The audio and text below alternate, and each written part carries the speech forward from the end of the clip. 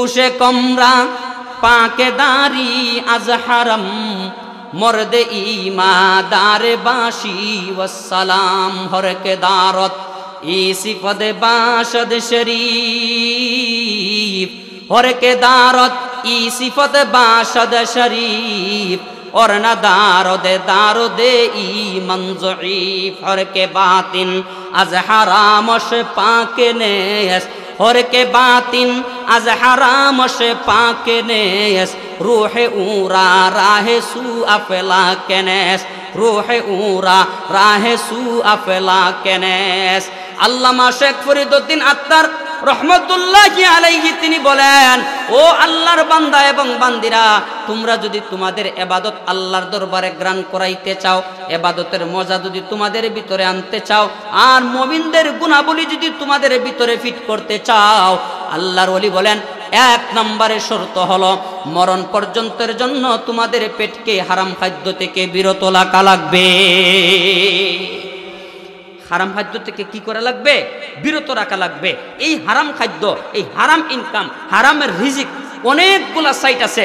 যদি এক এক করে আলোচনা করতে চাই অনেক আলোচনা হবে, অনেক উদাহরণ দেওয়া যাবে। আল্লাহু আকবার। উদাহরণের দিকে যাচ্ছি না, কমাস কম আজকের এই তাফসীরুল কোরআন মাহফিল থেকে, আজকের এই আয়াতের অবলম্বনে তাফসীর থেকে আমরা চারটা শিক্ষা আমরা হাসিল করতে চাই। এই চারটা শিক্ষা যদি আমরা হাসিল করে যাই, তাহলে এত বড় প্যান্ডালের ভিতরে এত পয়সা করে খরচ করিয়া আজকে যে তাফসীরের আয়োজন করা হইল, এই তাফসীরটা আপনি আমার দুনিয়া এবং আখিরাতের জন্য সফল হয়ে যাবে। আমার বিষয়বস্তু নির্ধারণ করা হয়েছে মুমিনের গুণাবলী। আসলে বিষয়টা আমি আগে খেয়াল করি নাই, এখানে আসার পরে আমি খেয়াল করেছি। সূরা আনফাল থেকে এই আয়াত, এই বিষয়ের অবলম্বনে মাত্র 2 খানা আয়াতে কারিমা আপনাদের সামনে তিলাওয়াত করেছি। মহান আল্লাহ পাক রব্বুল আলামিন তৌফিক দান করলে যে সময়টুকু আমার সামনে আছে, আয়াতে কারিমাকে সামনে রেখে আপনাদের সামনে কিছু কথা নিজের জন্য বলার চেষ্টা করব। যদি আপনাদের কোনো খুরাক আল্লাহ তাআলা গুনাহগারের জবান থেকে বাহির করে দেন, তাহলে এত দূর পর্যন্ত আসাটাও আমার জন্য সফল হবে। আল্লাহ পাক রব্বুল আলামিন আমাদের প্রত্যেককে যেন কথাগুলা আমলের নিয়তে শ্রবণ করার তৌফিক দান করেন। সবাই বলেন আমিন। সম্মানিত উপস্থিতি, আয়াতে কারিমায় ঢোকার আগে 1 নম্বরে আমি আপনাদের সামনে বলতে চাই অত্যন্ত দামি বর্তমান মাস এবং বিগত মাস, এই 2টা মাসে নবীজি দোয়া করতেন আল্লাহর কাছে, যাতে করে আল্লাহ পাক নবীজির হায়াতের মধ্যে বরকত দান করেন। আর সামনে যে দোয়া কেন করতেন, আর এই দোয়াটা উম্মতদেরকে কেন তিনি শিক্ষা দিয়ে গেছেন, তার মূলে কারণ হলো আমরা অধিকাংশ মানুষ ব্যবসায়ী, এমনকি আমরা যারা ব্যবসায়ী না কাস্টমার, আমাদেরও ব্যবসা সম্পর্কে মোটামুটি ধারণাটা কিন্তু কম না। 11 মাস পর্যন্ত মানুষ ব্যবসা করে, আর প্রত্যেকটা ব্যবসার জন্য এক একটা মৌসুম থাকে, থাকেনি না? থাকে না? আল্লাহর 12 মাস কিন্তু ব্যবসার মৌসুমটা সমান থাকে না। যেমন যত বড় শপিং মলই হোক না কেন, তাকে যদি জিজ্ঞাসা করেন 12 মাস কি সমান, সে বলবে না। 12 মাস সমান হলেও কমাস কম 2 ঈদের 2টা মৌসুম কিন্তু আমার কাছে সমান না। যেই মৌসুমটা যেই ব্যবসায়ীর জন্য থাকে, দীর্ঘ 11 মাস পর্যন্ত ওই মৌসুমটার জন্য ব্যবসায়ী অপেক্ষা করে, যাতে করে 11 মাস পরে 1 মাস মৌসুমটা আসে, আর 11 মাসের ভিতরে ব্যবসার মধ্যে যত লস হয়েছে 1 মাসে ব্যবসার মাধ্যমে যাতে সমস্ত লস পূরণ হয়ে যায়, আর লাভবান যাতে 1 মাসের ভিতরে আল্লাহর বান্দা হয়ে যায়। কথা ঠিক না বেঠিক?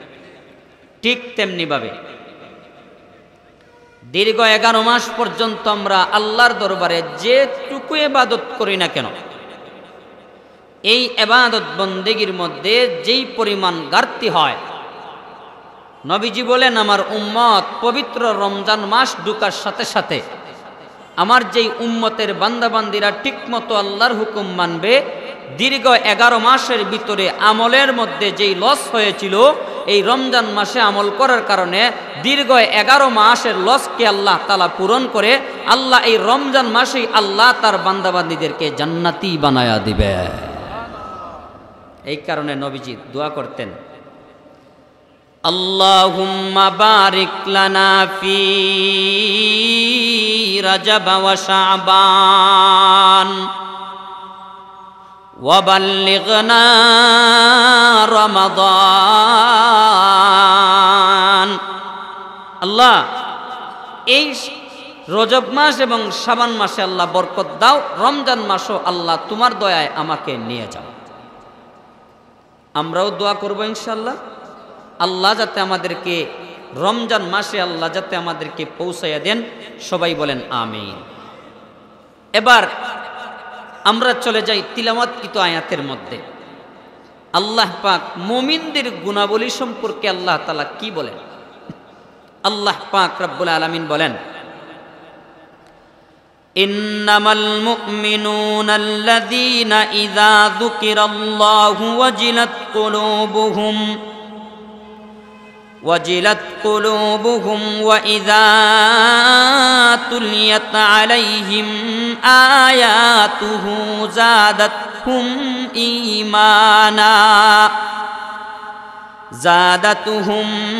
ঈমানা ওয়া আলা রাব্বিহিম ইয়াতাওয়াক্কালুন।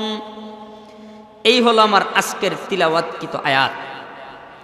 এই আয়াতের মধ্যে আল্লাহ পাক রব্বুল আলামিন প্রকৃত মুমিনদের কয়েকটা গুণাবলী আল্লাহ তাআলা এই জায়গার মধ্যে উল্লেখ করেছেন।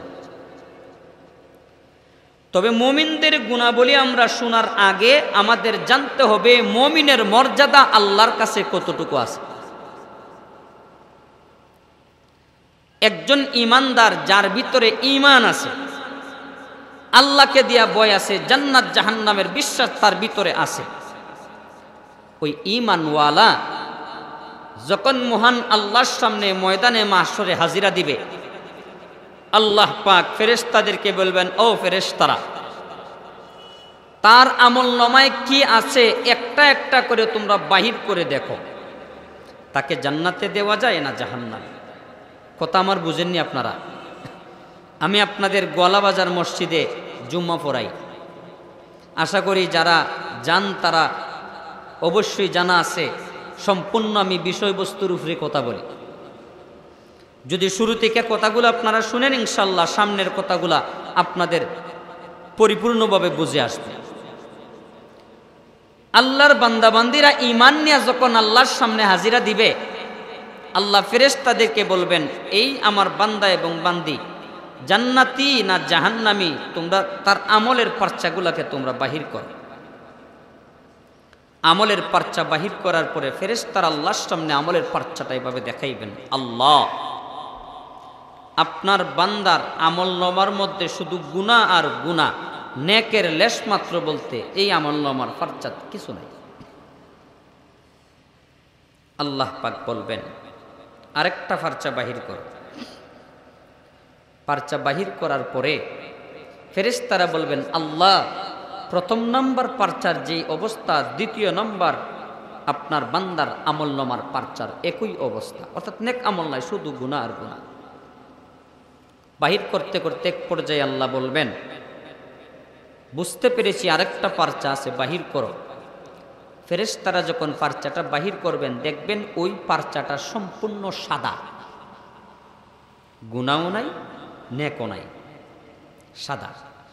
শুধুমাত্র ওই পার্চার একদম উপরে একটা হেডলাইন লেখা আছে। আমি লাইনটা পড়ি, আপনারা দেখেন চিনেন কিনা।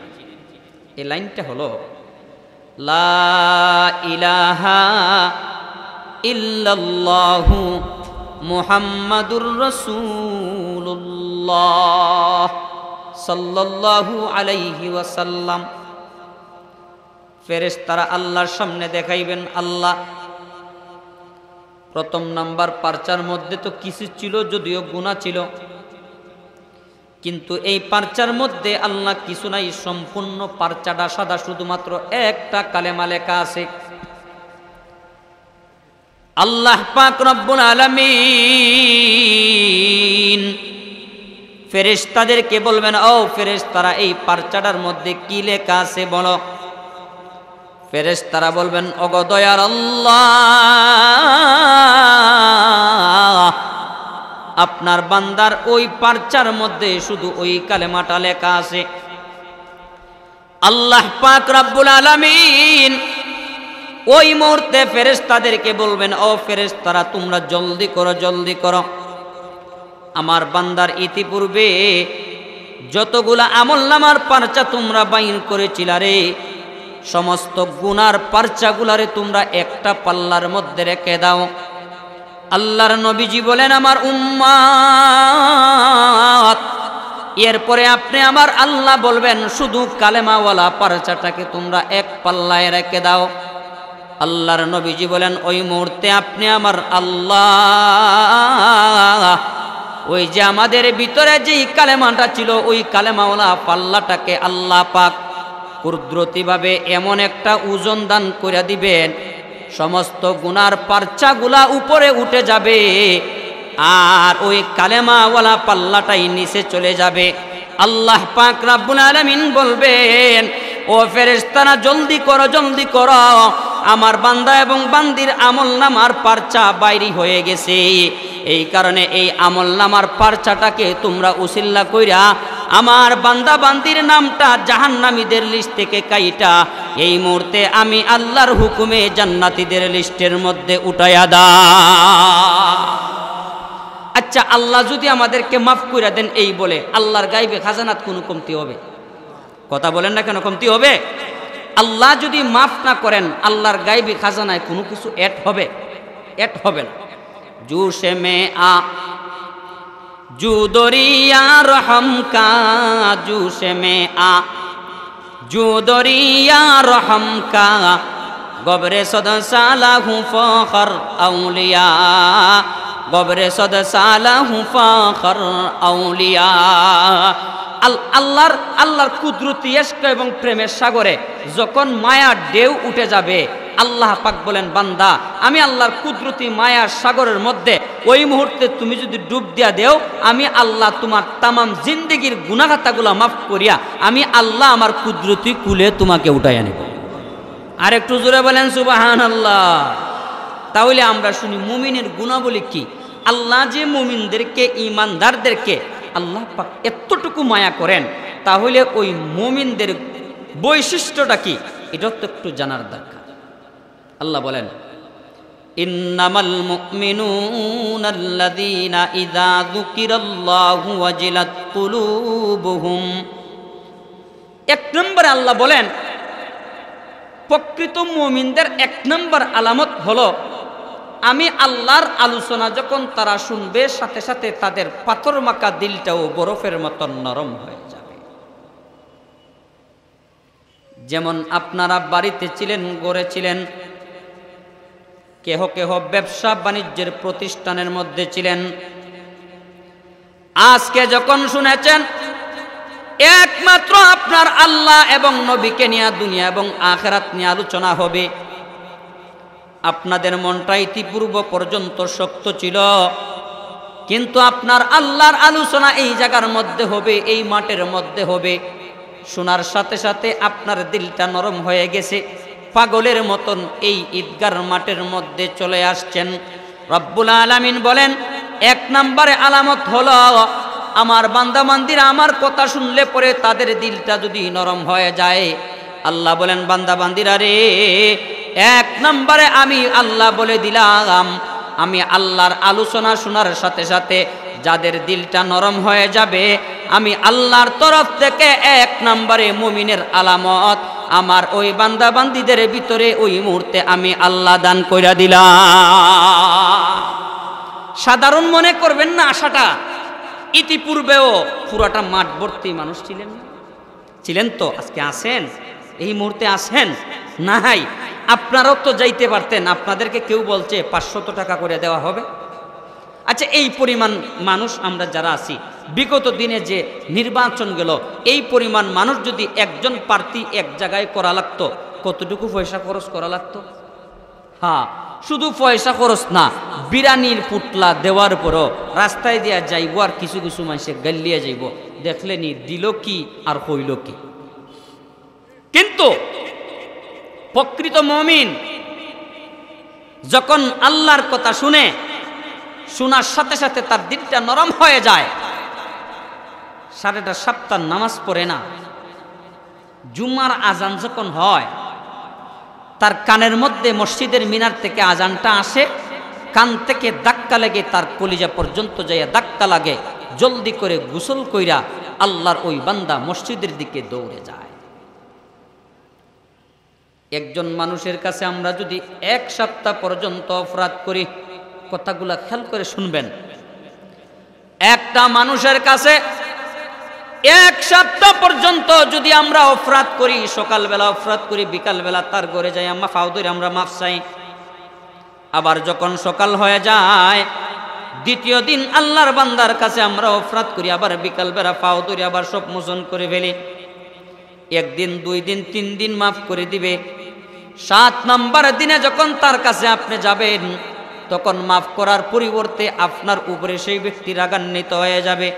ওই আল্লাহর বান্দা বলবে, তুমি আমার কাছে মাফ চাও না, আমার সাথে তুমি ফাজলাম কি করো, তুমি আগে বলো, না হয় একের পর এক তোমার দ্বারা এত বড় অপরাধ হয় কেন? রব্বুল আলামিন বলেন, 1 শুক্রবারে আমার বান্দা এবং বান্দি মসজিদের মধ্যে আসছিল, আসার পরে আমি আল্লাহর কুদরতি দরবারে 4টা সেজদা 2 রাকাতের মধ্যে দিয়ে আল্লাহর বান্দা বাড়িতে গেছে। 1 সপ্তাহ পর্যন্ত আমার ঘর চিনে নাই, আমি আল্লাহর কুদরতি দরবারে 1টা সেজদা পর্যন্ত আমার বান্দা দেয় নাই। 7.5 সপ্তাহ পর্যন্ত আমার বান্দা একমাত্র শয়তানের প্রলোভনায় পড়িয়া আমি আল্লাহর রাস্তা থেকে সইরা শয়তানের রাস্তার মধ্যে ছিল। সকালে অপরাধ করেছে আমি আল্লাহর দরবারে, বিকালে আবার অপরাধ করেছে, আবার দুপুরে অপরাধ করেছে। 1 সপ্তাহ পর্যন্ত অপরাধ করার পরে আমার বান্দা যখন জুম্মার আজান যখন তার কানের মধ্যে লাগছে, সাথে সাথে কান থেকে আওয়াজটা ভিতরের মধ্যে যাইয়া ধাক্কা লাগছে। আমার বান্দা ওই মুহূর্তে তার ঘর থেকে সুন্দর কাপড় পরিধান করে আমি আল্লাহর ঘর মসজিদের মধ্যে পায়ে 1টা সেজদা দেয়া যখন 2 চোখ দেয়া পানি ছেড়ে দিলা, ওই মুহূর্তে আমি আল্লাহ 1 সপ্তাহের গুনাহ খাতা মাফ করিয়া আমি আল্লাহ আমার কুদরতি কুলে তোমাকে ওই মুহূর্তে উঠায়া নেই। আচ্ছা, এত দয়ার আল্লাহ, আল্লাহু আকবার। আল্লাহ পাক রব্বুল আলামিন বলেন, বান্দা তোমরা তো অপরাধ করবা, এই অপরাধের এই গুনাহ খাতা করার মন মানসিকতা দিয়েই তো আমি আল্লাহ তোমাদেরকে সৃষ্টি করেছি। আচ্ছা, আপনারা বলেন, কুল কায়নাতে যত ফেরেশতা আল্লাহ পাঠিয়েছেন, সৃষ্টি করেছেন, কোন ফেরেশতার ভিতরে কি গুনাহ করার কোনো কামবাব খায়সাত আছে? আল্লাহ দিছেন? আল্লাহ দেন নাই। কিন্তু মানুষের ভিতরে গুনাহ খাতা করার মতন মন মানসিকতা আল্লাহ তাআলা তৈয়ার করে দিয়েছেন। আল্লাহু আকবার। প্রশ্ন জাগতে পারে, শুধু যদি আল্লাহ ইবাদত করার মতন মন মানসিকতা দিয়ে আল্লাহ পাঠাইতেন, আল্লাহ কেন গুনাহ করার মন মানসিকতা দিলেন? মুফাসসিরিনে কেরামগণ বলেন, আপনার ছোট্ট কলিজার টুকরা সন্তান কুলের মধ্যে থাকে, সব সময় ওই সন্তানটা হাসে, বাবার মুখে যখন তাকায় ওই কলিজার টুকরা সন্তানটা একবার হাসি দেয়, বাবার কলিজাটা ভিতর থেকে চিরে নিয়ে যায়। মায়ের মুখ দিয়া যখন একবার তাকায় ওই কলিজার টুকরা বেবু সন্তানটা, মাসুম বাচ্চাটা হাসে। ওই কলিজার টুকরা আব্বা এবং আম্মা দিনরাত 24 ঘন্টা তার মুখে হাসি দেখার পরে একবার মনে মনে চাইলেন, আমার সন্তানটাকে আমি নিজের পক্ষ থেকে একবার কাঁদাইয়া দেখি। কারণ মা বাবা মনে করেন আমার সন্তানটা আমার চেহারার দিকে তাকাইয়া একটা হাসি দিলে আমার কলিজার ভিতরে যে মায়া লাগবে, আমার ওই সন্তানটা যদি একবার যদি হাউমাউ করে কাঁদে, আমি মা এবং বাবার ভিতরে তার চাইতে বেশি মায়া এবং দয়া লাগবে। ঠিক তেমনি ভাবে বাবাজিরা আমার, ফেরেশতারা 24টা ঘন্টা আল্লাহর দরবারে কেহ কেহ সেজদায় পড়ে আছেন, কেহ কেহ রুকু অবস্থায় আছেন, কেহ কেহ সুবহানাল্লাহ আলহামদুলিল্লাহ আল্লাহর তাসবিহ এবং তাহলিল নিয়ে ব্যস্ত আছেন। কিন্তু আপনি আমার দয়ার আল্লাহ, এমন একটা জাতি এই দুনিয়ার বুকে আল্লাহ পাঠাইলেন, যেই জাতি সব সময় আমার আল্লাহর ইবাদত বন্দেগী করতে পারেন। গুনাহ যখন করে তখন হাসে, গুনাহ যখন করে তখন তার দিলের ভিতরে অত্যন্ত মজা লাগে। গুনাহ যখন করে তার দিলের ভিতরে কামবাব খায়সাতের কারণে তার ভিতরটা আনন্দে উল্লাসিত হয়ে যায়।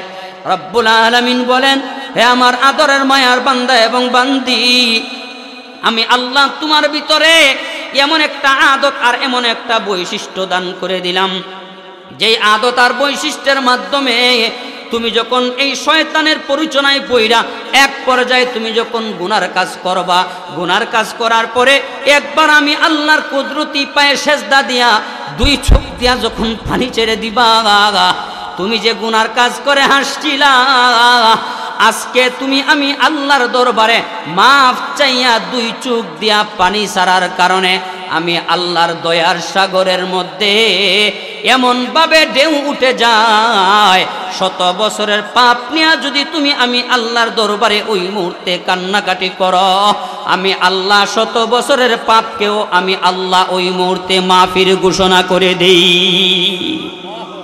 এই কারণে এই সমস্ত গুনাহখাতা নিয়া মাফ চাওয়া, আল্লাহ আকবার, এই মুমিন ব্যক্তির 2 নম্বর বৈশিষ্ট্য। জুশে মে আ জু দরিয়া রহম কা, জুশে মে আ জু দরিয়া রহম কা, গবরে সদে সালাহু ফাখর আউলিয়া, গবরে সদে সালাহু ফাখর আউলিয়া।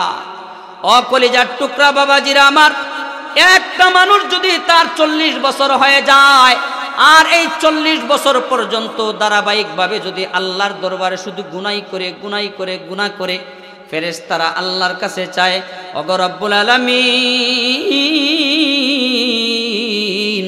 আল্লাহ তোমার বান্দা দিনে এবং রাত্রে গুনাহ করে, আল্লাহ আমরা তো তোমার আদেশের অপেক্ষায় আছি, আল্লাহ কোন সময় তুমি আদেশ দিবা, ওই মুহূর্তে আল্লাহ তোমার আদেশ প্রাপ্ত হইয়া ওই মুহূর্তে আযাব আর গজব দিয়া ধ্বংস করে ফেলবো। রব্বুল আলামিন বলেন, ও ফেরেশতারা, আমি আমার বান্দাদেরকে এই আযাব আর গজব দিয়া শাস্তি দেওয়ার জন্য আমি আল্লাহ কিন্তু বানাই নাই, আমি আল্লাহ জাহান্নামের আগুনে তাদেরকে জ্বালাইবার জন্য আমি আল্লাহ কিন্তু তাদেরকে বানাই নাই। বিশাল বড় বড় বিষদের সাপের মাধ্যমে দংশন হওয়ার জন্য আমি আল্লাহ তাদেরকে কিন্তু আমি আল্লাহ বানাই নাই। তামাম কুল কায়নাত আমি আল্লাহ বানাইছি, আসমান বানাইলাম, জমিন বানাইলাম, কুল কায়নাতের গাছ পাতা বৃক্ষ তরুলতা সব কিছু আমি আল্লাহ বানাইলাম। কোনো কিছুতে আমি আল্লাহ আমার কুদরতি হাত কানা ব্যবহার করি নাই। কিন্তু এই সমস্ত মায়ার বান্দা এবং বান্দিদেরকে আমি আল্লাহ যখন বানাইলাম, তখন আমি আল্লাহ আমার কুদরতি হাত কানা ব্যবহার করে আমি আল্লাহ বানাইলাম। ফেরেশতারা রে তোমরা অপেক্ষা করো, আমার বান্দা যখন ফজরের নামাজে যায় নাই, আমি আল্লাহ অপেক্ষা করি জোহরের নামাজে হয়তোবা চলে যাবে, জোহরের নামাজ মিস করে ফেলেছে, আমি আল্লাহর পক্ষ থেকে কুদরতিভাবে রহমতটা আশা করি আসরের নামাজে চলে যাবে। আবার আসরের নামাজ মিস করেছে, আমার কুদরতি রহমত আর বরকত তার জন্য অপেক্ষা করে হয়তোবা মাগরিবের নামাজে চলে যাবে। এরকম ভাবে একদিন যায় না, 2 দিন যায় না, 1 মাস যায় না, 2 মাস পর্যন্ত, বছরকে বছর যায়, আমি আল্লাহর ঘর মসজিদের মধ্যে ওই ব্যক্তিটা হাজিরা দেয় না। রব্বুল আলামিন বলেন, ওই মুহূর্তে হঠাৎ করে একদিন ফজরের আগ মুহূর্তে তার দিলের মধ্যে ধাক্কা লাগা গেছে। ধাক্কা লাগার সাথে সাথে আল্লাহর বান্দা পাগলের মতন ঘুম থেকে উঠে মাঘ মাসে ঠান্ডার রাত্রিতে ঠান্ডা পানি দিয়া উযু কইরা দৌড়িয়া মসজিদের মধ্যে চলে গেছে। 2 হাত তুইলা আমি আল্লাহর দরবারে বলে, ওগো রব্বুল আলামিন, আল্লাহ 40 বছর হায়াত দান করেছিলা, 40 বছর পর্যন্ত আল্লাহ তোমার ঘর মসজিদের বাহিরে ছিলাম, আল্লাহ 40 বছর পর্যন্ত আল্লাহ তোমার রহমতের দরিয়ার বাউন্ডারির বাইরে আল্লাহ ছিলাম। আজকে 40 বছরের গুনাহ নিয়া আল্লাহ ফজরের মুহূর্তে আল্লাহ তোমার কুদরতি পায়া আমি সিলিন্ডার হয়ে গেলাম। রব্বুল আলামিন বলেন বান্দারে, ওই মুহূর্তে আমার যেই মুমিন বান্দারা আমি আল্লাহর কুদরতি পায়ের মধ্যে 40 বছরের গুনাহ নিয়া মাফ চাইবে, আমি আল্লাহ তার একটা সেজদাকে কবুল আর মঞ্জুর করে আমি আল্লাহ তার 40 বছরের গুনাহ ওই মুহূর্তে মাফ করে দিলাম। এই কারণে আল্লাহু আকবার, আল্লাহর আরেফরা যখন, খাঁটি মুমিনরা যখন শেষ রাত্রে আল্লাহর দরবারে উঠতেন, তখন তারা আল্লাহর কাছে আল্লাহু আকবার দিল প্রাণ উজাড় করে আশেক হয়ে মাশুকের সাথে ওই মুহূর্তে তারা প্রেমের আলাপ করতেন। এই প্রেমের আলাপটা কেমন মজার আলাপ! যেই ব্যক্তি এই মজার সাগরে ডুব না দিবে তাকে এই মজা কিন্তু বোঝানো সম্ভব হবে না। যেই ব্যক্তি চিনি জিন্দিগিতে খাইছে না তাকে মিঠা মিঠা বইলা সংজ্ঞা বোঝানো যাবে? বুঝবে কিছু? বুঝবে না। এই শেষ রাত্রের মজা, আল্লাহর আশেকরা আল্লাহর এশকের মজা আশেকরাই বুঝবে, যারা আশেক না তারা বোঝা সম্ভব না। প্রকৃত ইমানদার যারা, যখন আজান হয়ে যাবে দেখবেন তাদের মাথাটা গরম হয়ে যায়। কোনো সময় কোনো কারণে যদি সফরে যায়, একটা ওয়াক্তের নামাজ যদি জামাত তরক হয়ে যায়, তাদের মিজাজটা কিন্তু খারাপ হয়ে যায়। ভালো কথা বললো রাগ উঠে তখন। ওই ব্যক্তির রাগ উঠে কেন? হঠাৎ করে গাড়ি থেকে নাইমা রাস্তার পাশে যখন জোহরের নামাজটা আদায় করে তার মাথার মগজটা ঠান্ডা হয়ে যায়। যদি আপনি জিজ্ঞাসা করেন বাবাজি এতক্ষণ পর্যন্ত আপনার মাথাটা গরম ছিল কেন, উনি জবাব দিবে আল্লাহর সবচাইতে বড় হুকুম 5 ওয়াক্ত নামাজের মধ্যে জোহরের নামাজটা যেহেতু আমি আদায় করি নাই, এই কারণে আমার ভিতরের মধ্যে একটা অশান্তি ভাব ছিল। অশান্তিটা কেন আসছে? নামাজ পড়ার কারণে শান্তিটা তার কলবের ভিতরে কেন গেছে? এটা যতক্ষণ পর্যন্ত আল্লাহর ইশক এবং প্রেমের সাগরের মধ্যে না পড়বে ততক্ষণ পর্যন্ত ওই ব্যক্তিকে সংজ্ঞা দিয়া বোঝানো যাবে না। আল্লাহর আরেফরা যখন শেষ রাত্রে যখন আল্লাহর দরবারে যখন হাজিরা দিতেন তখন কি মজার মজার আলাপ করতে দেখতেন। हद से अब तर हो गया है हाल मुझबत कार का, हद से अब तर हो गया है हाल मुझबत कार का, कर मेरे इमदाद अल्लाह वक्त है इमदाद का। पादशाह जर में मारा, पादशाह जर में मारा दरगुजा, माँ गुनागारी में तू आगा मुर्जिगार, तूने कूका रिय माबद कर दाइम, जुर्मे बे अंदाजा बेहद कर दाइम, जुर्मे बे अंदाजा बेहद कर दाइम। এই আল্লাহর আরেফেরা শেষ রাত্রে আল্লাহর দরবারে উঠিয়া এমন সুন্দর করে কাঁদতেন যেমন একজন আল্লাহর ওলি ছিলেন আল্লামা হাজী ইমদাদুল্লাহ মুহাজিরে মক্কি রহমতুল্লাহি আলাইহি। উনি যখন শেষ রাত্রে আল্লাহর দরবারে তিনি যখন হাজিরা দিতেন তখন তিনি আল্লাহর দরবারে একটা দোয়া করতেন, ওগো রব্বুল আলামিন মেহেরবানি করে আমি হাজী ইমদাদুল্লাহ রে হাসরের ময়দানে অসংখ্য অগণিত উম্মতের সামনে আল্লাহ তুমি আমাকে শরম দিও না। আজকে যদি 1000 মানুষের শরম দেওয়া হয় আল্লাহ আত্মহত্যা করতে মন চাইবে, কারণ 1000 মানুষ আমার লজ্জাটা দেখছে। কিন্তু রব্বুল আলামিন আদম আলাইহিস সালাতু ওয়াস সালাম থেকে নিয়ে শ্রেষ্ঠ নবী পর্যন্ত সমস্ত নবী এবং সমস্ত উম্মতদেরকে একটা মাঠের মধ্যে দাঁড় করানো হবে। আল্লাহ গুনাহগার বলে পাপিষ্ঠ বলে আল্লাহ তুমি ডাক দিয়া যদি তোমার এই নালায়েককে আল্লাহ তুমি শরম দাও, আল্লাহ বলো তো দেখি এই লজ্জা নিয়া কোন জায়গায় আল্লাহ তোমার বান্দা আর লুকাইবে।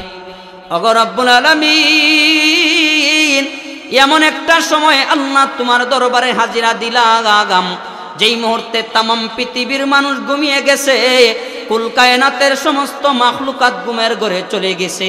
আল্লাহ ওই মুহূর্তে তোমার নালায়েক বান্দা আমি আল্লাহ তোমার দরবারে হাজিরা দিয়া দিলাম। আল্লাহ এই মুহূর্তে প্রাইভেট ভাবে আল্লাহ তুমি আমাকে মাফ করে দাও। এইভাবে আল্লাহর আশেকরা, আল্লাহর আরেফরা যখন কাঁদতেন আল্লাহু আকবার, ওই সময় আল্লাহর অবস্থাটা কি হয়ে যাইতো? জুশে মে আ জুদরিয়া রহম কা, জুশে মে আ জুদরিয়া রহম কা, গবরে সদ সালাহু ফাখর আউলিয়া, গবরে সদ সালাহু ফাখর আউলিয়া। আল্লাহ অনেক পাপিষ্টদেরকে আল্লাহ তাআলা ওই কুদরতি এশকের সাগরের মধ্যে ঢেউ দেওয়ার কারণে আল্লাহ নগদ তার ওলি বানায়া নিয়েছে। আর একটু আস্তে কোন সুবহানাল্লাহ। একজন ইমাম সাহেব আজান হয়ে গেছে, মসজিদে যাচ্ছেন ইমামতি করার জন্য, ঘর থেকে রাস্তার মধ্যে দেখেন এক মদকুর মদ পান কইরা রাস্তার মধ্যে অজ্ঞান হয়ে পড়ে আছে। মদ পান করলে কি মাথার সেন্স টিকার থাকে না বিগড়ে যায়? পরে আছে, মুখের মধ্যে ফেফড়া বাইরে হইতেছে। ইমাম সাহেব হুজুর দেখে বড় কষ্ট লাগছে, মনে মনে ভাবলেন সেও আল্লাহর বান্দা, আমিও আল্লাহর বান্দা, কিন্তু আজকে আমি আল্লাহর কুদরতি পায়ে সেজদার জন্য দৌড়াই, আর এই আল্লাহর বান্দা আল্লাহর রহমতের বাউন্ডারি থেকে বের হয়ে রাস্তার মধ্যে মদ পান করে ঘুমাইয়া আছে। এই কারণে হাতের মধ্যে একটু পানি নিয়া ইমাম সাহেব হুজুর তার মুখটা ডলা দিয়া তার মুখটাকে দইয়া একটু পরিষ্কার করে দিলেন। ফজরের নামাজে চলে গেছেন, ডান দিকে সালাম ফিরাইছেন, দেখেন মদকুর নমাজ। সুবহানাল্লাহ বলেন না, মদকুর। বাম দিকে সালাম ফিরাইয়া মনে মনে ভাবলেন এই মদকুর কেমনে, এলাকার নামটা কি সুর, এক কেমনে নামাজের মধ্যে আসলো? রাতের বেলা ঘুমাইছেন ইমাম সাহেব, আল্লাহর তরফ থেকে আল্লাহ পাক রব্বুল আলামিন ইমাম সাহেবকে সংবাদ দেন, ইমাম সাহেব যেই মুহূর্তে আপনার হাতটা তার মুখের মধ্যে ডলা দিছেন, ওই মুহূর্তে আমি আল্লাহ আমার কুদরতি রহমতের হাতটা তার মুখে লাগাইয়া দিছি, লাগাইয়া দেয়া তারে আমি কামিয়াব কইরা দিছি। আচ্ছা বলেন, তার যে হেদায়েত এই ইমাম সাহেবের হাতের মধ্যে আল্লাহ দিয়া দিছেন, এটা কি সে স্বপ্ন কল্পনা করেছিল? না, কল্পনা করে নাই। এই কারণে বাবাজির আমার, আমি আপনাদের সামনে মুমিনদের বৈশিষ্ট্য সম্পর্কে যেই কথাগুলো আমি বলতে চাই, এর মধ্যে এক নম্বর কথা হলো আল্লাহর আলোচনা যেই ব্যক্তিরা শুনবে, সাথে সাথে তাদের দিলটা যদি পাথরের মতন শক্ত থাকে, বরফের মতন নরম হয়ে যাবে। 2 নম্বর, ওয়া ইযা তুলিয়াত আলাইহিম আয়াতুহু যাদাতুহুম ঈমানা। আল্লাহু আকবার বলেন। 2 নম্বরে আমার আল্লাহ বলেন, আমি আল্লাহর নিদর্শন যখন তার সামনে তিলাওয়াত করা হয়, কুরআনুল কারীম যখন তিলাওয়াত করা হয়, তখন তার কলবটা যদি পাথরের মতন শক্ত হয়, সাথে সাথে বরফের মতন নরম হয়। সুবহানাল্লাহ বলেন। যেমন অনেকে আমরা ঠিক মতো নামাজ পড়ি না, রোজাও কিন্তু অনেক সময় মিস করি, কিন্তু ছোট্ট ছোট্ট বাচ্চা যখন আল্লাহর পক্ষ থেকে আল্লাহর কালাম যখন তিলাওয়াত করে, সাথে সাথে দিলটা নরম হয়ে যায়। আপনারা জানেন এই দেশটা এক সময় শাসন করেছিল ইস্ট ইন্ডিয়া কোম্পানি, ভারতবর্ষ শাসন করছিল, ঠিক আছে না? শাসন করছিল। কি পরিমাণ নির্যাতনের স্টিম রুলার চালিয়েছিল আল্লাহ সংজ্ঞা দেওয়ার মতন ভাষা নাই। ইতিহাসের পাতার মধ্যে লেখা। এক আল্লাহর বান্দা ইংরেজ বাহিনী, উনি বলল যে মুসলমানরা যেহেতু কোরআন তিলাওয়াতের মাধ্যমে সবাই একাকার হয়ে আমাদের বিরুদ্ধে এক জায়গায় দাঁড়িয়ে যায়, তাহলে এক কাজ করো, আগে কোরআন জ্বালিয়ে দাও, কোরআন সরিয়ে দাও, দেখবাই এমনিতেই মুসলমানদেরা ছত্রভঙ্গ হয়ে যাবে। আমি আপনাদেরকে জিজ্ঞাসা করি, এই কোরআন নাজিল করেছেন কে? আরেকটু জোরে বলেন, কে নাজিল করেছেন? এই কোরআন হেফাজতের জিম্মাদারি কার হাতে? আরেকটু জোরে বলেন, কার হাতে? আল্লাহর হাতে। এখন কোরআন জ্বালিয়ে দিবে, তদন্ত কমিটি গঠন করেছে, তাদেরকে দিয়েছে দায়িত্ব কোরআন জ্বালায়া দিবা, অর্থাৎ কোরআন যাতে মুসলমানদের সামনে থেকে বিদায় নেয়। এখন কয় কোরআন কোন জায়গায় আছে? কয় মুসলমানদের মসজিদের ভিতরে আছে। আর কোথায় আছে? কয় তাদের গড়ে আছে। কয় আর কোথায় আছে? কয় মাদ্রাসায় আছে। কয় আর কোথায় আছে? সিলেটের বিভিন্ন লাইব্রেরিগুলোর মধ্যে প্রোডাকশন দিচ্ছে। কোরআন জ্বালাও, লাইব্রেরি থেকে বাহির করো, তাদের ঘর থেকে বাহির করো, মাদ্রাসা থেকে বাহির করো, প্রয়োজনে তালাবদ্ধ করে দাও বাহির করিয়া। মুসলমানদের সামনে কোরআনগুলো নিয়ে যায়। মুসলমানদের এই সামর্থ্য তখন পর্যন্ত হয় নাই। মনে মনে আল্লাহর কাছে দোয়া করেন, ওগো দয়ার আল্লাহ, আজকে আমাদের সামন থেকে আল্লাহ কোরআনগুলা নিয়ে যাওয়া হয়, আল্লাহ আমাদের সামনে কোরআনগুলা জ্বালিয়ে দেওয়া হয়। ওগো দয়ার আল্লাহ, মেহেরবানি করে আল্লাহ তোমার কোরআনকে এই মুহূর্তে আল্লাহ তুমি কুদরতিভাবে হেফাজত কর। মনে মনে দোয়া করেন, আল্লাহ শুনতেছেন নি? কোরআনগুলা জ্বালিয়ে দেয়। কেহ কেহ কোরআন নিয়ে গর্ত করে দাফন করে, অথবা কোরআনগুলারে নিয়ে চলন্ত পানির মধ্যে ছেড়ে দেয়, অথবা বাতাসের মধ্যে সরাইয়া দূরে সরাইয়া দেয়। একদিন হঠাৎ করে এক আল্লাহর বান্দা যাইয়া কয়, ও নেতা সাহেব, আপনি কাগজের কোরআন জ্বালিয়ে দিবেন, চামড়ার কোরআনরে আপনি কি করবেন? সুবহানাল্লাহ বলেন। চামড়ার কোরআন মানে বুঝলাম না। আমরা তো মনে করছি শুধু এই কাগজের মধ্যে আল্লাহ পাকের কালাম লেখা আছে। আরে না না না না, এই যে উসমানপুর, এই যে গোয়ালা বাজার, এই যে তাজপুর, ছোট্ট ছোট্ট মাদ্রাসা আছে, এই মাদ্রাসার ভিতরে ছোট্ট ছোট্ট বেবুজ বাচ্চারা আছে, দেখলে বিশ্বাসী হয় না, দেখলে একিনই হয় না।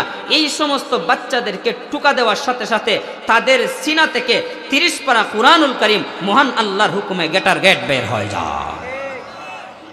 তাই হ্যাঁ, বিধর্মী তো আল্লাহ চিনে না, খোদা চিনে না, এটা শুনে তো আশ্চর্য হইবই। হয় আরে মুসা নবীর উপরে কিতাব নাজিল হয়েছিল, তার উম্মতেরা তো এইভাবে বলতে পারতো না কিতাব। ঈসা নবীর উপরে কিতাব নাজিল হয়েছে, ওনার উম্মতেরা তো এইভাবে বলতে পারতো না। তাহলে এই শ্রেষ্ঠ নবী আখির নবীর উম্মতেরা কি এমন হয়ে গেল, তাদের ভিতরে 30 পারা কোরআন সব ঢুকে গেছে? হয় হ্যাঁ, কথা হইলে দেখতে হবে আমার। দেখেন কোনো অসুবিধা নাই। মনে করেন আমাদের সিলেটের ছোট্ট একটা মাদ্রাসার মধ্যে ওই আল্লাহর বান্দা বিধর্মী ইংরেজের বাহিনী, যার কোরআন জ্বালানো যার পেশা ছিল, হ্যাঁ সে হুজুর রে কয়, হুজুর আপনাদের মাদ্রাসার বাচ্চারা নাকি 30 পারা কুরআনুল কারীম সূরা ফাতিহা থেকে নিয়ে সূরা নাস পর্যন্ত তারা নাকি সিনার ভিতরে সেভ করেছে। উনি বললেন, হ্যাঁ একটু শোনানো যাবে, অসুবিধা নাই, আপনি যদি শুনতে চান খোলা আছে। ছাত্র দেয়া দিছে, বাহিনীর সামনে নেতার সামনে যাইয়া তিলাওয়াত করে, আউযু বিল্লাহি মিনাশ শাইতানির রাজীম, বিসমিল্লাহির রহমানির রহিম,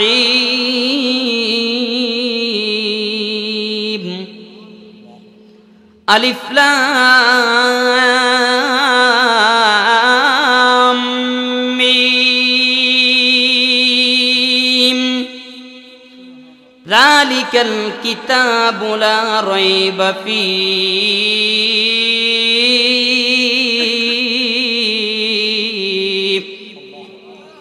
হুদাল লিল মুত্তাকিন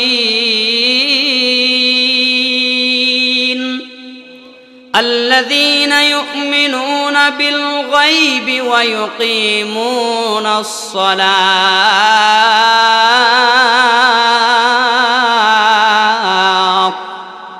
ওয়া মিম্মা রাযাকনাহুম ইউনফিকুন। আল্লাহু আকবার বলেন। ইংরেজের বাহিনী কোরআন জ্বালানোতে যার পেশা ছিল, এই সূরা বাকারা থেকে যখন ওই মাদ্রাসার তালেবুল ইলমের জমান থেকে সুমধুর কণ্ঠে যখন তিলাওয়াত শুনছে, সাথে সাথে তার মাথাটা উপরের দিকে ছিল, নিচের দিকে চলে গেছে। আস্তে আস্তে কিছুক্ষণের মধ্যে তার পাথর মাখা বিধর্মী দিলটা ওই মুহূর্তে বরফের মতন নরম হয়ে গেছে, আর চোখ দিয়া টপ টপ করে এক ফুটা করে পানি বের হয়। এক পর্যায়ে যখন জোহরের আজান হয়ে গেছে, মাদ্রাসার তালেবুল উলুম কয়, মেহেরবানি করে আপনি আমার কথাটা শুনেন। আমি তিলাওয়াত বন্ধ করলাম, কারণ আমার আজান হয়ে গেছে। আপনি যদি ধৈর্যের পরিচয় দিয়া এই জায়গার মধ্যে যদি আপনি দাঁড়িয়ে থাকতে পারেন, তাহলে নামাজের পরে আমি আবার আল্লাহর কালাম তিলাওয়াত করা আপনার সাথে সামনে শুরু করে দিব। ওই আল্লাহর বান্দা বিধর্মী ব্যক্তি জড়াইয়া ধরে কয়, আপনি এই তিলাওয়াত বন্ধ করিয়েন না, আমার কাছে তো মনে হয় 2 থেকে 3 ঘন্টা চলে গেছে, আমার কাছে তো মনে হয় 2 থেকে 3 মিনিট আমার কাছ থেকে কোনো পর্যন্ত অতিবাহিত হয় নাই। যেই কালামের মধ্যে এত মজা, যেই কালামের মধ্যে এত আকর্ষণ, আজকে আমার দিলের ভিতরে বিশ্বাস হয়ে গেছে, কিন হয়ে গেছে, এই কালাম জিন্দেগিতে কোনোদিন মিথ্যা হতে পারে না, জিন্দেগিতে কোনোদিন জাদুঘরের জাদুর মন্ত্র হতে পারে না। আমার দিলের ভিতরে বিশ্বাস হয়ে গেছে।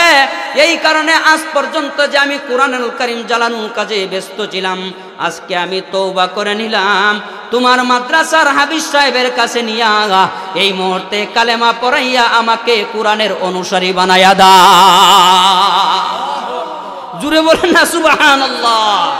এই কারণে আল্লাহ বলেন, ইন্নামাল মুমিনুনা আল্লাযীনা ইযা যুকিরাল্লাহু ওয়াজিলাত কুলুবুহুম ওয়া ইযা তুলিয়াত আলাইহিম আয়াতুহু যাদাতুহুম ঈমানা ওয়া আলা রাব্বিহিম ইয়াতাওয়াক্কালুন।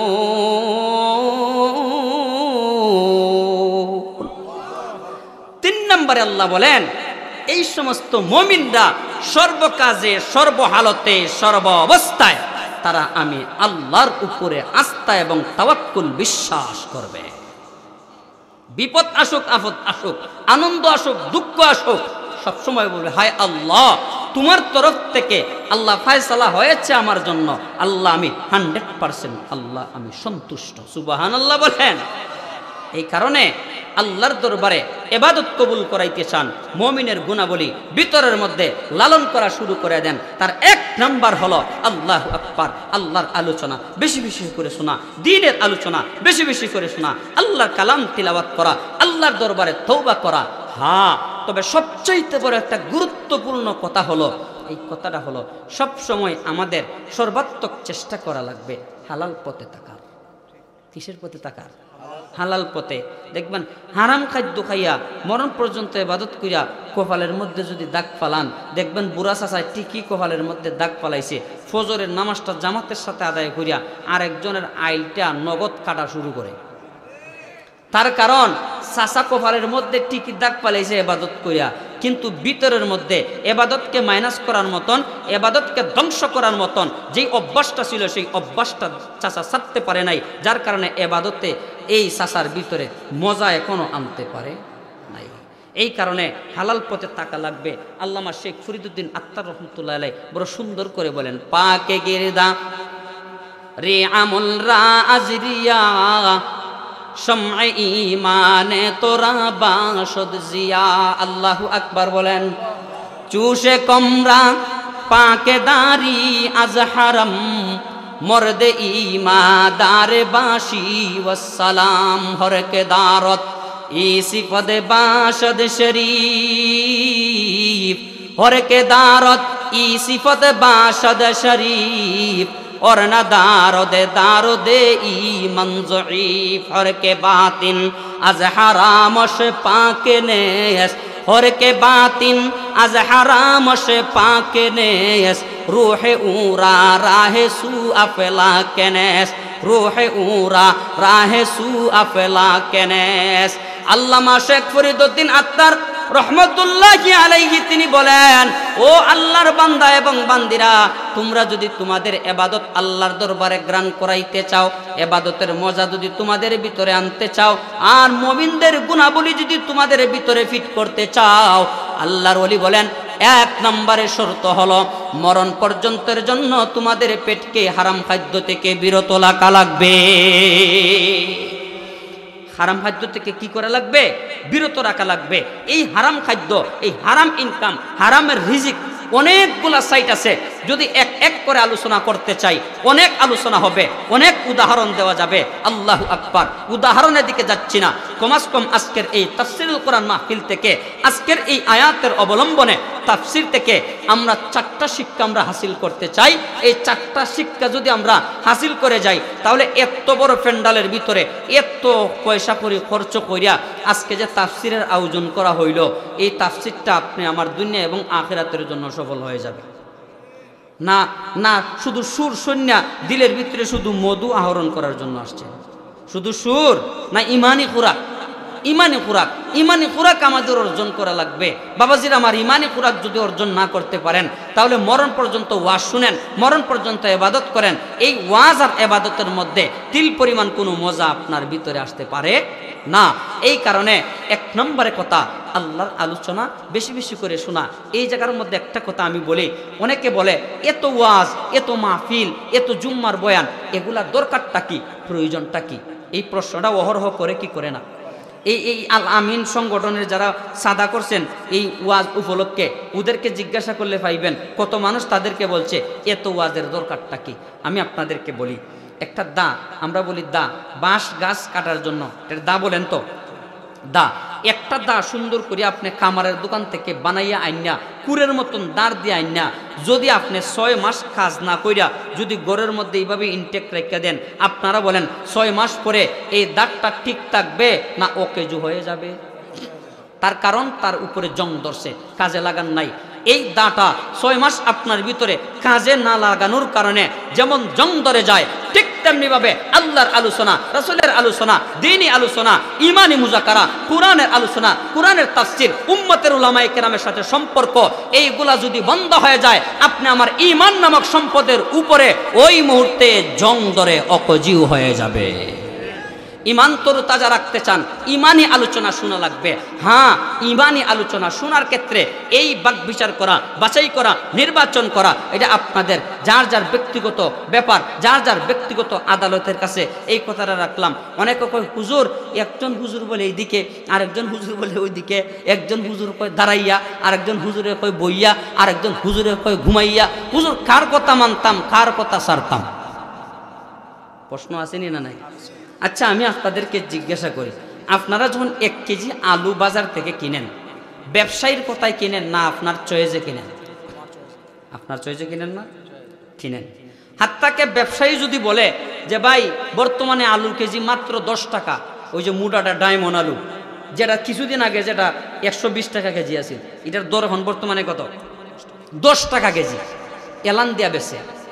ওই 10 টাকা কেজিও যদি আলু 120 টাকা যখন বিকত, তখন সময় যদি একজন ব্যবসায়ী বলতো, ও ভাই শুনেন শুনেন, 1 টাকাও দেওয়া লাগবে না, আপনি 5 কেজি আলু নিয়ে যান।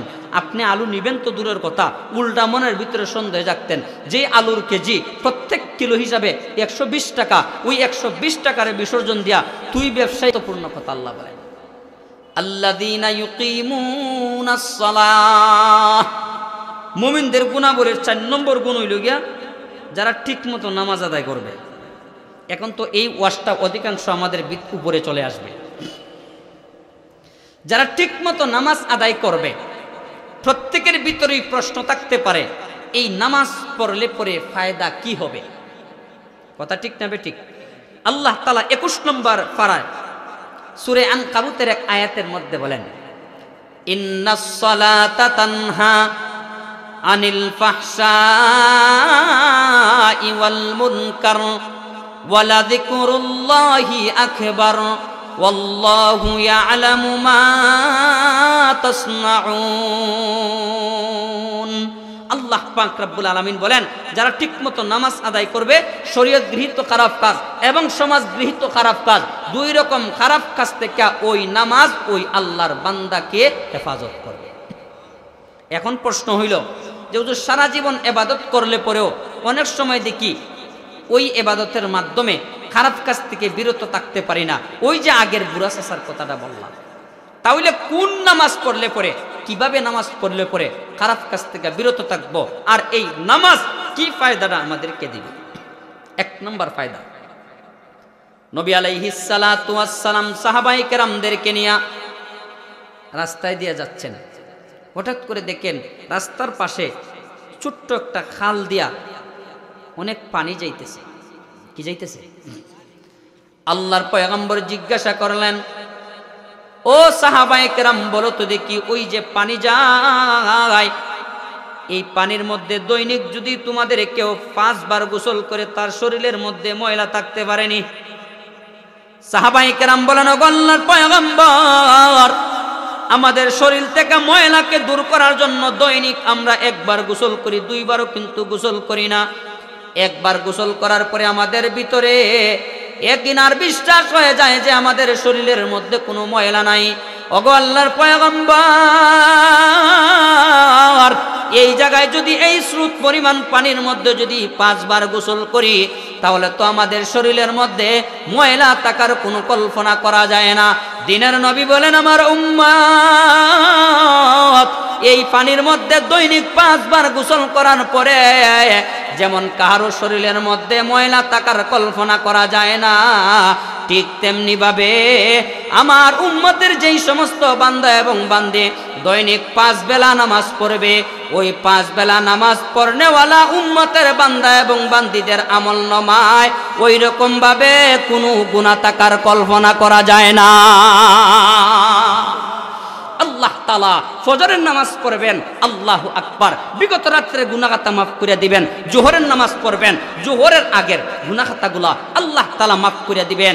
আসরের নামাজ পড়বেন, আল্লাহু আকবার, এই 2 নামাজের মধ্যবর্তী গুনাহ খাতাগুলা আল্লাহু আকবার, আল্লাহ তাআলা মাফ করে দিবেন। শেষমেশ এশার নামাজটা যখন আপনি আদায় করবেন, আবার ফজরের নামাজটা যখন আপনি আদায় করবেন, নবী আমার বলেন, উম্মত আমি নবীকে আল্লাহ এমন কিছু বৈশিষ্ট্য আল্লাহ তাআলা দান করেছেন, যেই বৈশিষ্ট্য আর কোন নবীর কোন উম্মতদেরকে আল্লাহ পাক দান করেন নাই। সুবহানাল্লাহ বলেন না? এই বৈশিষ্ট্যের মধ্যে একটা বৈশিষ্ট্য হলো, আমার আল্লাহ বাইপাস কিছু রাস্তা আল্লাহ তাআলা আমি নবীজিকে দান করেছেন। এই বাইপাস রাস্তা দিয়া আমার উম্মতেরা চলবে, 100 বছর ইবাদত করিয়া তারা যেই পরিমাণ সব পাইতো, বাইপাস রাস্তা দিয়া আমার উম্মতেরা চলার কারণে সামান্য কিছু মুহূর্তের ভিতরে আল্লাহ 100 বছরের নেকি আমার উম্মতের আমলনামায় আল্লাহ দান করে দিবে। আর একটু জোরে বলেন না সুবহানাল্লাহ। এর মধ্যে একটা বাইপাস রাস্তা আমি বলি, এশারের নামাজটা ঠিক মতো আদায় করলো, আদায় করিয়া বিবি বাচ্চা নিয়া খাবার দাবার খাইয়া আনন্দের সাথে ঘুমাইয়া গেল, আর কিছু বলতে পারে না। আবার যখন ফজরের আজান হয়ে গেছে, আল্লাহু আকবার, ঘুম থেকে উঠছে, উঠিয়া আবার ফজরের নামাজটা করছে। নবী আলাইহিস সালাতু ওয়াস সালাম বলেন, আমার উম্মত এশার নামাজটা পড়লো, আবার ফজরের নামাজটা পড়লো, এই মধ্যবর্তী স্থানের মধ্যে সে কোনো ইবাদত করলো না, কোনো জিকির আজকার করলো না, তেলাওয়াত করলো না। এই মধ্যবর্তী স্থানে ইবাদত করার কোনো সুযোগ পায় নাই, কোনো জিকির আজকার করার কোনো সুযোগ পায় নাই, কারণ সেই ব্যক্তিটা ঘুমন্ত ছিল। আল্লাহর নবীজি বলেন, আমার উম্মত এশারের নামাজটা জামাতের সাথে আদায় করার কারণে আমার আল্লাহ ওই রাত্রটাকে 2 ভাগ করে 1 ভাগ দাঁড়িয়ে দাঁড়িয়ে ইবাদতের সওয়াব আল্লাহ আমার ওই উম্মতের আমলনামায় আল্লাহ দান করে দিবেন। আবার যখন ফজরের নামাজ জামাতের সাথে যখন আমার উম্মত আদায় করবে, দিনের নবী বলেন, আমার উম্মত জেনে রাখো, ওই ফজরের নামাজটা জামাতের সাথে আদায় করার কারণে আপনি আমার দয়ার আল্লাহ বাকি অর্ধেক রাত তার আমলনামায় দাঁড়িয়ে ইবাদতের সওয়াব দান করে দিবেন। এই কারণে নবীর সুন্নত আর নবীর তরিকা অনুযায়ী চলবেন, বাইপাস রাস্তার সুসংবাদ নবীর কাছ থেকে পাইবেন। জুড়ে বলেন না সুবহানাল্লাহ। আমি আপনাদেরকে বলি, বাচ্চাদেরকে নিয়ে আনন্দ করা এটা কি কোনো ইবাদত? ইবাদত না। কিন্তু নবীর সুন্নত নিয়ে আনন্দ করেন, এটার মধ্যেও আল্লাহ পাক সওয়াব দান করে দিবেন। বাথরুমে ঢুকা কোনো ইবাদত? বাথরুমে ইবাদতের জায়গা? কোনো তসবিহ পড়া যায়? কিচ্ছু পড়া যায় না। কিন্তু নবীর সুন্নত তরিকা অনুযায়ী বাম পা দিয়া ঢুকেন, দোয়াটা ফইরা ঢুকেন, বাইরিবার সময় ডান পা দিয়া বাইরন, দোয়াটা ফইরা বাইরন, আল্লাহর নবীজি বলেন বাথরুমে থাকা অবস্থায় যত সময় থাকবা আমি নবীর সুন্নত তোমার ভিতরে থাকার কারণে আমার আল্লাহ বাথরুমের ভিতরটাও আল্লাহ তোমার আমলনামায় ইবাদতের সওয়াব দান করে দিবে। নবীর সুন্নত তরিকা রঙ্গে সুন্নত রঙ্গ ইজদামি পাওয়াত সিবগাতুল্লাহ নকশে কুরআমি পাওয়াত রঙ্গ সিদিক রঙ্গ তাকওয়া ওয়া ইয়াকি তা'বুদ বাকি বুদ বর আবেদি হুব্বে সুন্নত দাবে বর হুব্বে রাসূল হুব্বে সুন্নত দাবে বর হুব্বে রাসূল মান আহাব্বা সুন্নতি রাকুন কবুল। বলেন আল্লাহু আকবার। নবী বলেন আমার উম্মত এই দুনিয়াতে যতদিন পর্যন্ত তোমরা থাকবা ততদিন পর্যন্ত ইবাদত করলে পরে তোমাদের আমলনামায় সওয়াব দেওয়া হবে। শুধু তাই নয়, এই দুনিয়াতে থাকা অবস্থাটা যদি আমি নবী তাদের আচরণ যদি পরিবর্তন হয়ে যায়, আপনারা বলেন এই দুনিয়া এবং আখিরাতে আমার সফলতার আর কি বাকি থাকে? আমাদের প্রত্যেকের তো উদ্দেশ্য আল্লাহ দুনিয়াতে তোমার হুকুম নিয়ে বাঁচতে চাই, কবর জগতে আল্লাহ নবীর রঙে রঙিন হয়ে ফেরেশতাদের কাছ থেকে আল্লাহ ভালো আচরণ পাওয়ার আশা রাখি। কি বলেন? ফেরেশতারা আমাদেরকে মারুক, এটা কি আমরা চাই? হুজুর কি আইছেন? কোন জায়গায় আছেন? হ্যাঁ জি না, এটা আপনারা ঠিক করছেন। 10:25 বাজে আমার 11টার সময় টাইম দেওয়া গোয়েনগার। আমি আপনাদেরকে 10-12 আমি 3 জনকে আমি দায়িত্ব দিয়েছি যে আনসার হিসাবে আসলে আপনারা স্টেজে নিয়ে আসবেন। গোয়েনগার কিন্তু আমার টাইম দেওয়া আপনারা আমি 2 জনের দায়িত্ব দিয়েছি। আনসার হিসাবে আসলে আমার খোয়ার লাগে, তারা কেউ আমার বুঝুন না। আপনারা কথা বুঝেন, আপনারা হয়তো মনে করতে পারেন যে আমি রাগ করছি। আসলে আমি আপনারা খতিব সাহেব এখানে, আমি আপনারা লোকাল মানুষ, আমার মেহমান মনে করলে হইতো না, আমি আপনারা গড়ের মানুষ। কিন্তু আমি জিয়া বাইরে আমি বারবার আমি কইছি যে গোয়েনঘাট আমার বয়ানটা, কিন্তু আপনারা মাহফিলটা ছত্রভঙ্গ বিদায় আপনারা দরদে দেখুন ফোনাইতেছে, আপনারা দরদে কিন্তু মাহফিলটা আমি ছাড়ছি না। আপনারা যাই আমি তো শাকির বাইরে আমি কইছি না, আমি কইছি না আমার ফলে 25 মিনিট গেছে, 11টা বয়ান দেওয়ার কথা। আচ্ছা বলছেন আধা ঘন্টা কি গোয়েনঘাট যাওয়া অসম্ভব? আপনারা খানাতে খাফাডানি কোনোভাবে এটা ঠিক হইছে না। আপনারা আরো শুধু সময় পান ইনশাল্লাহ, আমি আরো দিতে রাজি। আমি আরো ইনশাল্লাহ 2 ঘন্টা আমি বয়ান করতে পারবো। এই সামর্থ্য এখন আমার ভিতরে আছে। আল্লাহর কালাম যদি আমি মেলি না, এই মুহূর্তে যদি আমি তিলাওয়াত করা শুরু করি, শুধু তরজমা কইরা যাইমু, ইনশাল্লাহ আপনাদের কারো মন চাইবে না উঠার জন্য। কিন্তু কি করবেন, আমার তো এক জায়গায় ওয়াদা দেওয়া। আলহামদুলিল্লাহ আলহামদুলিল্লাহিল্লাযী হাদানা লিহাযা ওয়া মা কুন্না লিনাহতাদিয়া লাউলা আন হাদানাল্লাহ। রব্বানা যালামনা আনফুসানা ওয়া ইল্লাম তাগফির লানা ওয়া তারহামনা লানাকুনান্না মিনাল খাসিরিন। তামামি তারিফ জানো সেই খুদার, পাপীদের যে দিয়াছ দুয়ার অধিকার। দুরুদ সালাম বিজি নবীজির উপরে, শফিউল মুজিনি হাসরে বিচারে। কিভাবে কিশোরে আমি করিমু গরজ, রীতিনীতি নাহি জানি করিতে আরজ। ইয়া রব্বাল আলামিন আকরামান আকরামিন, তোমার পাগল বান্দারা এই মুহূর্তে আল্লাহ খোলা আকাশের নিচে বসে আছে। আল্লাহ তুমি সমস্ত পাগলদেরকে আল্লাহ তুমি এই মুহূর্তে মাফ করিয়া দাও। আল্লাহ যেই সমস্ত কলিজার টুকরা বাইরে এই মাহফিলটা আল্লাহ মাথার গাম পায়ে ফেলে আয়োজন করেছে, আল্লাহ এই সমস্ত কলিজার টুকরা ভাইদেরকে আল্লাহ তুমি এই মুহূর্তে মাফ করে দাও। আল্লাহ মুরব্বী বাবাজিদেরকে মাফ করে দাও। ইয়া আল্লাহ জিন্দা মুর্দা সবাইকে আল্লাহ তুমি এই মুহূর্তে মাফির ঘোষণা করে দাও। সুবহান রাব্বিকা রাব্বিল ইজ্জাতি আম্মা ইয়াসিফুন ওয়া সালামুন আলাল মুরসালিন ওয়ালহামদুলিল্লাহি রাব্বিল